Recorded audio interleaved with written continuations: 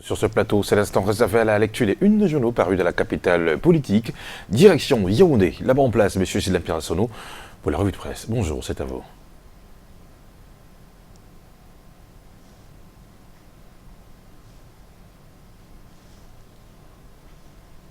Voilà, on espère tout simplement qu'avec la technique, on pourra être en liaison dans quelques secondes avec l'antenne de Yaoundé, de l'autre côté au studio à Yaoundé, M. Sylvain Pirassono, et qui certainement se prépare pour, on espère, rapidement vous donner tout ce qui est comme titre, comme grande une.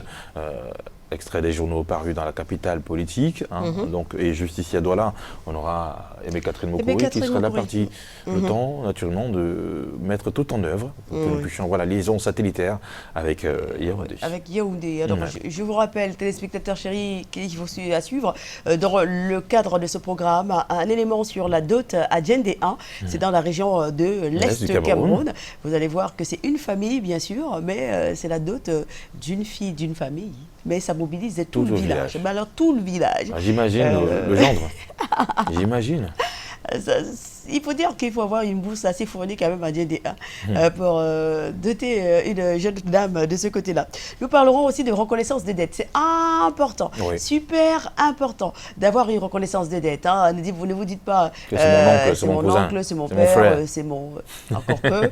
Voilà, il faut absolument cette reconnaissance des dettes-là parce que les relations affectives ne font pas forcément bon ménage avec la sphère de l'argent et des fois c'est assez compliqué. C'est dur. C'est très très dur. Au registre des chansons du cœur, nous avons deux femmes, deux talentueuses chanteuses camerounaises que nous vous proposons donc ce matin, Grâce Deka pour le titre Mouniengue et Konkaï Makossa de Charlotte Bango. C'est sur notre page Facebook que vous devez faire des efforts pour nous dire évidemment quelle est votre chanson du cœur et ce que ça vous rappelle comme souvenir. On va essayer une fois de plus la connexion avec Yaoundé. Je pense que cette fois-ci c'est la bonne. C'est la bonne cette fois? C'est la bonne. On y va. Gisela Pierre-Sono, bonjour.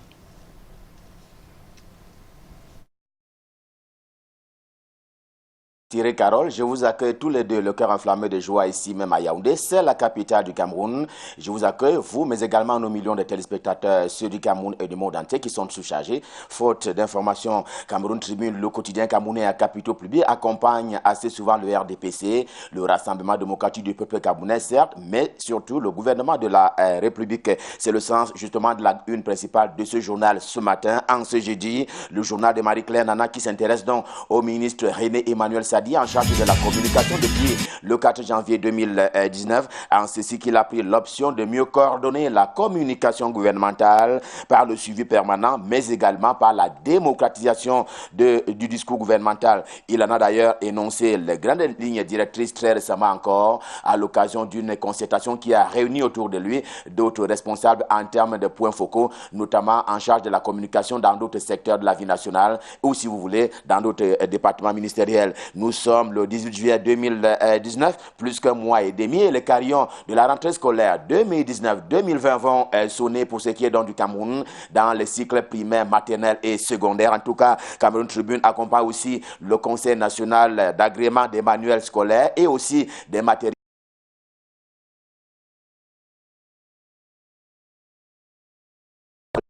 2019-2020, l'année scolaire qui s'annonce donc, et la liste est claire au journal le Cameroun Tribune ce matin. Ce n'est pas du tout le cas pour ce qui est du quotidien, mais le jour de jour. C'est le journal d'Aman Mana, car en marge, dit-il, il y a encore des problèmes dans le circuit de distribution du livre scolaire et du manuel scolaire au Cameroun. Il y a le fait selon lequel des établissements d'enseignement secondaire qui se recrutent d'ailleurs à Yaoundé comme à Douala par dizaines de centaines, que donc ces établissements scolaires-là en rajoutent à la liste ainsi dévoilée officielle au Cameroun. Et cela se passe d'ailleurs depuis quelques années, et un rajout qui énerve un peu le Conseil national d'agrément des manuels scolaires et des matériels didactiques qui l'a fait savoir hier à la presse nationale et même internationale. C'est d'autant plus que ces établissements qui pratiquent donc ces faits à la fois illégales et illégitimes, cela se pratique d'ailleurs sous le nez des autorités administratives compétentes, aussi bien à Yaoundé qu'à Douala, mais également à Lolodof comme à Tokombéré. Tokombéré, dont le dit fils est justement Kavaye Gedjebil, c'est le président de l'Assemblée nationale du Cameroun, et pour cause, il a fait don en matière de céréales aux populations du département du Mayo-Sava par ces temps, rappelons-le, par ces temps de vaches maigres. Un exemple que salue justement le journal de Léopold Clovis Ludio, le quotidien L'Épervier en kiosque ce mardi, parce que le président de l'Assemblée nationale a remis ça. Oui, il l'a remis pour la 21e fois. Nous rafraîchit encore la mémoire à propos justement du journal L'Épervier. Le Septentrion retient aussi l'attention du journal Réalité de Paul Ngouaré Kinde, qui est également en kiosque ce jeudi. Cap donc sur la Damawa. On l'appelle affectueusement la région Château d'Eau du Cameroun, et il y a un détour qui a été fait par le journal du côté de l'hôpital régional, à savoir que il faut aller constater les mutations, oui, les bonnes mutations qui sont justement en exécution du côté de l'hôpital régional de la Damawa. Nous sommes là en Ngaoundéré, et cela est d'ailleurs le fait du docteur Mohamedou Hassimi, mais aussi un ensemble de ses collaborateurs, pour parler justement de son équipe. Signale justement le journal Réalité. Une belle fleur donc à l'image de cette fenêtre qui est ouverte sur un député, un élu de la nation, Paul-Éric Djomgoué, pour ne pas le nommer, qui nourrit également l'une des unes du journal Réalité ce matin, et pour cause, il a reçu le grand prix d'or des étoiles africaines de l'émergence. Ça aussi, il faut le mentionner, estime le journal Réalité. Sa presse est également en kiosque ce jour. Il se met sur le qui-vive, un concept devenu ainsi cher pour l'armée camerounaise, non seulement l'armée, mais également la police camerounaise. L'armée camerounaise désormais est mieux que par le passé, parée justement, dit le journal, qui est donc parée contre les engins explosifs improvisés. C'est un fait quelque peu nouveau sous le ciel camerounais à propos justement de ces actes de terroristes ici comme là-bas. Une formation de haut niveau a été justement tenue pour cela, précise sa presse dans sa livraison de ce jour à propos de cette nouvelle arme, on va dire, peut-être pas parfaite, mais une arme qu'il fallait encore à l'armée camerounaise, désormais parée donc à ces engins. Tout cela à cause des auteurs donc cruels, qui dépassent d'ailleurs l'entendement, si vous voulez, dont les actes dépassent l'entendement humain. La crise sociopolitique dans le nord-ouest et le sud-ouest camerounais, qui a déjà montré un certain nombre de faits et actes qui sont commis par les sécessionnistes sans foi ni loi. Le détective justement de Patrick Choua, en kiosque ce jour, fait des victimes des actes odieux de ces personnes barbares. Paul Tazon était justement à leur chevet par la donation des denrées alimentaires, mais aussi, rappelle encore le journal Le Détective, mais aussi par ces messages de paix et de réconciliation qui a donc été transmis du côté des Tchans aux populations. Et c'est d'ailleurs un message en provenance du Premier ministre chef du gouvernement, Joseph Dion Ngouté, qui a été ici transporté par Paul Tazon. La situation paraît donc critique dans le nord-ouest et le sud-ouest camerounais, au sud de la photo qui illustre d'ailleurs la une principale du quotidien camerounais d'expression anglaise, The Guardian Post, dans sa livraison de ce jour. Eh bien, on le voit, les membres de la République virtuelle, l'Ambazonia, se sont fait plaisir en torturant femmes et enfants. Nous sommes là à Bali. Barbarie, s'exclame justement le journal The Guardian Post, qui se veut plonger dans la liste justement dont on sait qu'elle n'est pas exhaustive à propos de ces actes qui relèvent de la cruauté, et je disais tantôt, qui ne relèvent pas de la compréhension humaine, réduisant d'ailleurs à rien le droit à la vie. Un peu de vie accordé cette fois-ci par le quotidien Mutation, le journal de Georges-Alain Boyomo. C'est à l'initiative du sultan roi de Bamoun, Ibrahim Bombon-Joya. C'est à propos de la marche dite de la répression de la base, la brigade anti-Sardina, dont on sait qu'elle a manifesté très récemment encore du côté de l'hôtel intercontinental à Genève en Suisse. L'homme semble vouloir hurler avec les loups, s'il faut appeler les membres de la base les loups. Et bien, voici que le sultan roi de Bamoun hurle également contre la base. Mais le quotidien Mutation n'y voit pas de parallèle possible, tant la base a choisi comme terrain de prédilection d'action et d'activité l'Europe. Le journal n'arrive pas à établir un parallèle entre ce terrain-là et le terrain camerounais, à partir duquel lui, le sultan roi de Bamoun, veut simplement acter et faire marcher, si vous voulez, pour la paix et la réconciliation, et contre ceux qu'il appelle les ennemis de la République. Le journal L'Équation est tout aussi en kiosque ce jeudi. Il se met justement du côté du ministère des Transports, dont il suit d'ailleurs les activités au quotidien, et c'est à propos du ministre Jean-Ernest Massena Ngalé-Bibert, qui est donc en charge des transports au Cameroun. Il est question aujourd'hui d'attirer une dernière fois, une nouvelle fois, l'attention de certains automobilistes qui ont d'ailleurs été pris pour certains cas en flagrant délit d'excès de vitesse, afin que nul n'en ignore rien, mais alors rien ne sera plus comme avant. Le ministre des Transports qui va donc passer à la vitesse supérieure pour évoquer donc les cas de répression qui sont envisagés, et c'est cela contre justement les personnes qui ne respectent pas la vie humaine et qui ne respectent pas non plus les consignes qui très souvent se dégagent au terme des conciliations. Et puis, disons avec le journal Défi Actuel, lui aussi en kiosque ce jour, on n'a pas encore fini de parler du limogeage de Clarence Seedorf, du nom de l'ancien coach des Lions indomptables du Cameroun. Voici, selon le journal, les vraies raisons de ce limogeage. Elles ont trait à l'insubordination et aussi à la manipulation de joueurs. C'est ce que dit le journal ce matin. Et précisément, on se souvient de ce que le professeur Narcisse Mouelle-Kombi, ministre en charge des sports et de l'éducation physique, n'avait pas eu accès à la tanière comme cela était devenu des traditions avant l'engagement à toute compétition des Lions indomptables du Cameroun, que donc refus lui a été opposé par les joueurs et Clarence Seedorf en tête. On estime donc qu'il y a eu insubordination. Mais au-delà de tout, le contribuable camerounais va devoir saigner, précise encore le journal, car le dédommagement court pour 3 ans et il faut multiplier les 3 années en termes de salaire mensuel que gagnait Clarence Seedorf, à savoir à peu près 62 millions de francs CFA, que dans l'État camerounais va devoir payer tout cela, car cela fait partie des clauses contractuelles entre le Cameroun et le sélectionneur néerlandais, lui, mais également son adjoint, j'ai nommé Patrick Kluivert. Même si la météo de Dieudonné Mvin espère la nomination finalement d'un entraîneur national à la tête des Lions indomptables du Cameroun, il n'en demeure pas moins vrai que l'affaire dite Tombi Aroko fait également grand bruit au Cameroun. Toby Aroko étant l'ancien président de la FECAFOOT, la Fédération camerounaise de football, qui a donc été radié à vie par l'équipe de l'actuel président Sédou Mbombo Njoya, eh bien, il vient de rompre, lui, Tombi Aroko, le silence. D'ailleurs, il parle à travers son conseil, pour ne pas parler de son avocat, et lequel avocat parle d'abus et aussi de violations graves des droits de son client, pour parler de Tombi Aroko. Et on va dire, ça ne fait que commencer. Revue de presse, Made in Yaoundé, stop enfin, le cœur enflammé de joie, nous vous avons servi. On prend rendez-vous pour demain, quand il sera 7 heures. Pour le moment, et c'est notre bien-aimée, elle s'appelle Aimée Catherine Moukouri, elle est du côté des Douala, c'est elle qu'on s'en va rejoindre, question de lui passer le pouvoir pour la suite et la fin de la revue de presse. Bonjour Aimée, c'est à vous, à Douala.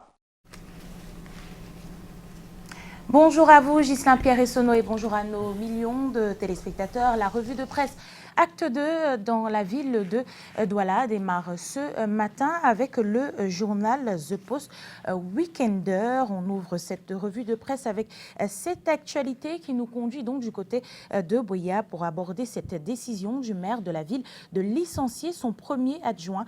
Patrick Ekeme et ses conseillers ont licencié Emmanuel Motombi Mbome. La décision a été prise hier mercredi. The Post nous apprend que ce limogeage n'est pas une surprise pour beaucoup qui savent la relation conflictuelle entre les deux hommes depuis près de 2 ans. Il est avéré que les deux autorités ont des points de vue différents sur la gestion de la mairie.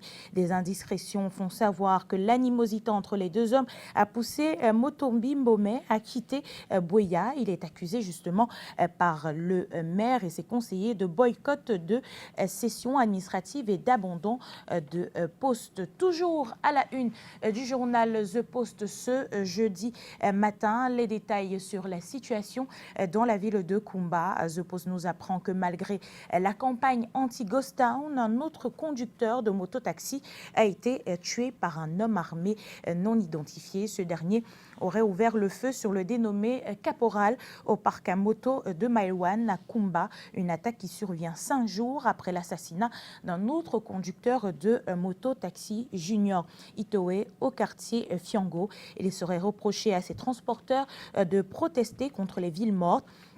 Ces derniers avaient annoncé l'interruption des ghost towns et d'opérer dans la ville de Kumba dès lundi au cours d'un mouvement samedi dernier, ce qui n'a pas été le cas, nous révèle le journal The Post Weekender, qui nous parle également de cet enlèvement justement de l'avocat, d'un des avocats de la défense de Sisikou Ayoub Tabé, maître Georges Sang, qui a été enlevé par des hommes armés en Ngong gamme dans la Mancone, nous renseigne justement le journal The Post disponible dans les kiosques ce jeudi. Du journal The Post au Messager, le quotidien paru ce jeudi nous parle de politique et de cette rencontre du Rassemblement démocratique du peuple camerounais. Le journal titre à ce sujet « Bataille politique Mbombo Njoya, un colis encombrant pour le RDPC » avec le point d'interrogation à la une justement du journal Le Messager qui nous fait savoir que des appels anonymes fusent dans les réseaux sociaux demandant de boycotter le meeting du Rassemblement pour le respect des institutions, la cohésion nationale et la paix projeté samedi 20 juillet 2019 à Bafoussam. Le grand meeting dit de Rassemblement pour le respect des institutions organisé par le sultan Ibrahim Bombo Njoya, par ailleurs membre du bureau politique du RDPC et sénateur, sera à coup sûr un test grandeur nature de popularité, une évaluation à tout point de vue des capacités de mobilisation des turiféraires du RDPC dans cette partie du pays, nous dit le quotidien Le Messager. Et pour cause, depuis cette annonce en date du 15 juillet dernier, de ce rassemblement des militants et militantes sympathisants du RDPC élargi aux forces vives de la région de l'Ouest, les réseaux sociaux sont inondés de tracts, de voice anonymes appelant à boycotter le meeting programmé à la permanence du parti de Bafoussam samedi prochain. Pourtant, selon le chef de la délégation permanente régionale du RDPC, il va s'agir au cours de ce grand regroupement sur fond de démonstration de force et de la vitalité du parti au lendemain de la présidentielle d'octobre 2018 de dénoncer les atteintes aux institutions républicaines dont le président de la République, tous les discours de haine tribale et promouvoir la cohésion nationale et la paix. Et juste à côté de cette grande une que nous propose le quotidien Le Messager ce matin en colonne, on retrouve une actualité relativement à l'économie du pays avec Le Messager. On parle de la compagnie aérienne Camerco. Pourquoi Camerco a été écarté du pactole, se demande ce matin le quotidien Le Messager. Pourquoi la compagnie nationale a été dessaisie de cet important et substantiel pan de son exploitation en termes de location d'avions, des droits de passage, du fret et d'autres services annexes. On parle là du pèlerinage à la Mecque. À la création de Camerco, il est dévolu réglementairement à la nouvelle compagnie aérienne l'organisation et l'exploitation des transports aériens réguliers qui pourraient être nécessaires pour assurer les 10 services et généralement toute activité de transport aérien, nous renseigne ce matin Le Messager. D'où vient donc que le MINAT s'arroge ce privilège, délestant la Camerco de revenus substantiels qui lui font défaut pour maintenir son envol sous le ciel aérien mondial. Le Cameroun envoie massivement ses citoyens chaque année en pèlerinage à la Mecque. Est-ce devenu un enjeu politique, se demande le quotidien Le Messager. Déjà en 2008, les imams réunis à Yaoundé entendaient reprendre cette prérogative que s'est arrogée le ministère de l'administration territoriale, nous dit Le Messager. C'était lors de la cérémonie de clôture des travaux de la première conférence des imams, sultans et chefs traditionnels musulmans. Selon le journal Mutation qui rapportait cette rencontre, selon des participants rencontrés sur les lieux, certains souhaitaient prendre en main la gestion des affaires de la communauté musulmane, par exemple l'organisation du pèlerinage à la Mecque, une prérogative qui s'est arrogé le MINAT. Rien n'a pourtant changé alors que cette prérogative de transport est dévolue à Camerco, nous dit le quotidien Le Messager. Et au bas de une de ce journal ce matin, on parle en santé de la problématique des kits d'hémodialyse. Le Messager nous fait savoir ce matin que la mafia du marché des kits a été éventrée. Le ministre de la Santé publique, Dr Manaouda Malachi, vient de mettre fin au mandat de Sieur Kono Ngundu François, bien connu au sein du comité de régulation des centres d'hémodialyse. Docteur Manaouda Malachi écrit en substance: il m'a été rapporté des éléments probants qui engagent votre responsabilité pécuniaire dans la gestion des marchés relatifs à la fourniture des kits de dialyse et de régulation des stocks des kits. En attendant les résultats des audits techniques et financiers liés à l'exécution des marchés querellés, j'ai l'honneur de vous informer qu'à partir de ce jour, je mets un terme au mandat qui vous autorise à agir au sein du secrétariat technique du Comité national de régulation des centres d'hémodialyse publics du Cameroun, dont l'effectivité, selon toute vraisemblance, n'a jamais été constatée. Pour beaucoup de malades, nous dit le quotidien Le Messager ce matin dans la rubrique Société, et d'autres responsables de centre, le sieur Kono Ngundu faisait, pour ainsi dire, la pluie et le beau temps dans les centres d'hémodialyse à capitaux publics. La fourniture de kits de dialyse était l'objet d'un marché public assuré sous le sceau d'un monopole questionnable et inefficace, dit le Messager. Les commandes issues des différents centres étaient centralisées, ainsi que les ressources subséquentes, toutes choses qui avaient le don d'engendrer des tripatouillages que le MinSanté veut voir élucider, nous dit le quotidien Le Messager, à retrouver dans les kiosques ce matin.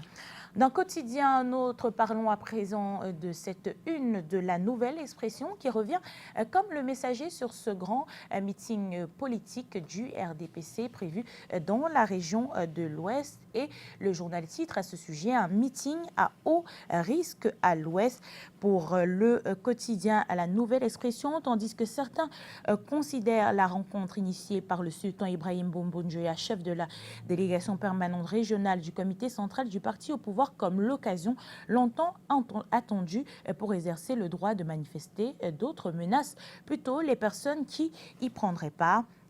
D'après La Nouvelle Expression de ce jeudi, outre le RDPC, pourraient se retrouver sur le terrain les militants et sympathisants du mouvement pour la renaissance du Cameroun. Le parti du professeur Kamto ferait discrètement la mobilisation de ses militants pour sortir le même jour. On nous invite à marcher, marchons pacifiquement.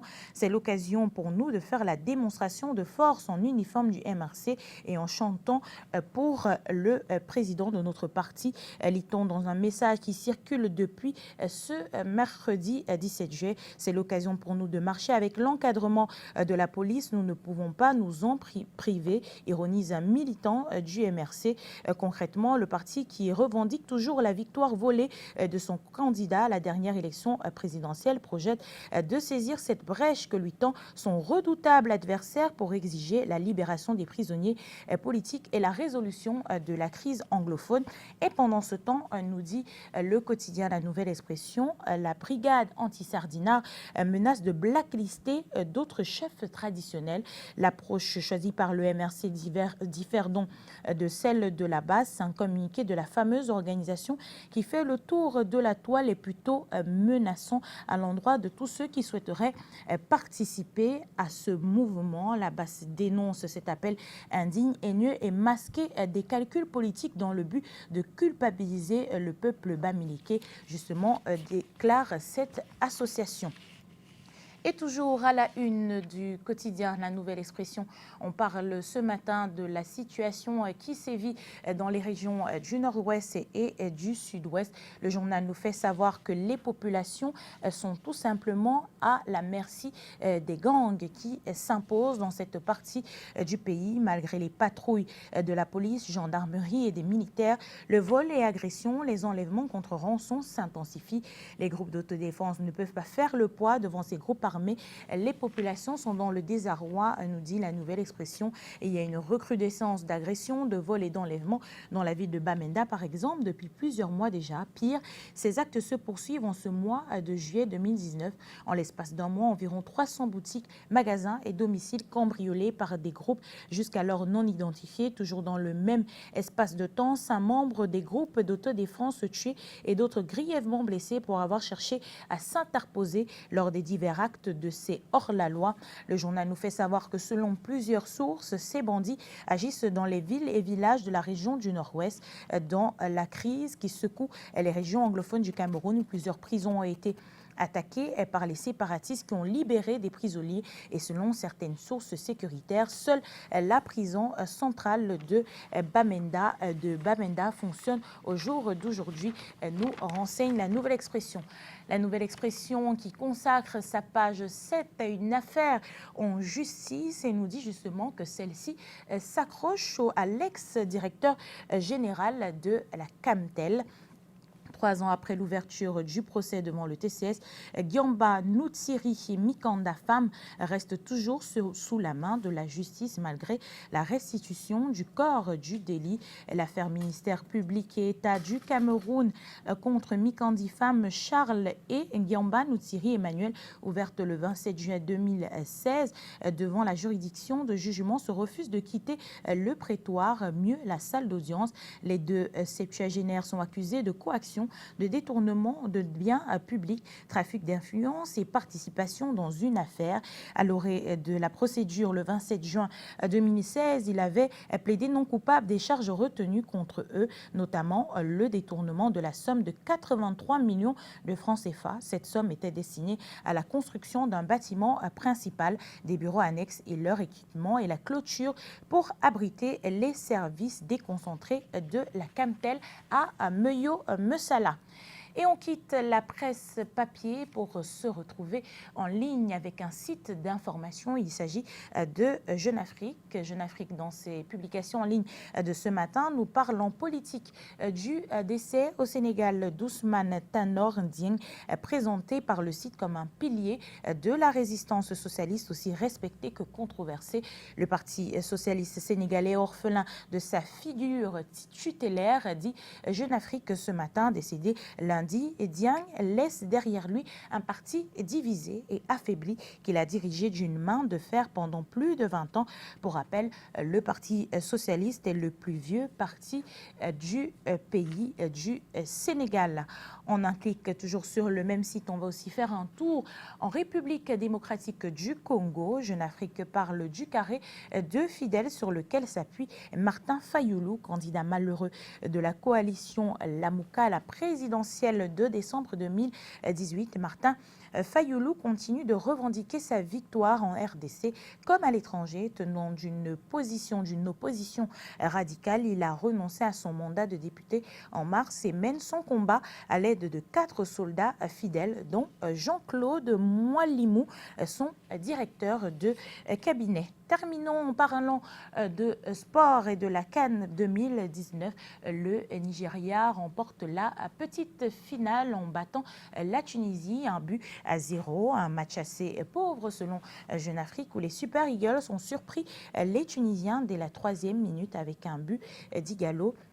Les hommes d'Alain Giresse n'ont jamais paru en mesure de se révolter et concluent leur CAN sur une mauvaise note, nous renseigne le site en ligne de Jeune Afrique, site avec lequel nous mettons un terme à la revue de presse Acte 2 dans la capitale économique Douala. Merci à vous de nous avoir suivis et surtout merci à vous, Soflane et Thierry Carole, de nous avoir reçus sur ce plateau ce matin. Merci beaucoup, Aimé Catherine Mokori, et surtout bon retour au sein de la rédaction du Canal International, où vous aurez du boulot. Vous avez des reportages, bien sûr, sur le terrain. Malgré cette pluie, j'espère que vous allez sortir. Vous avez apporté les bottes ou les tchakas? On va mettre les bottes et on a prévu des parapluies également pour pouvoir servir l'actualité à 13h et 19h50. Il faut les tenues de rechange parce qu'il y a les quartiers où l'eau va aller au niveau des genoux.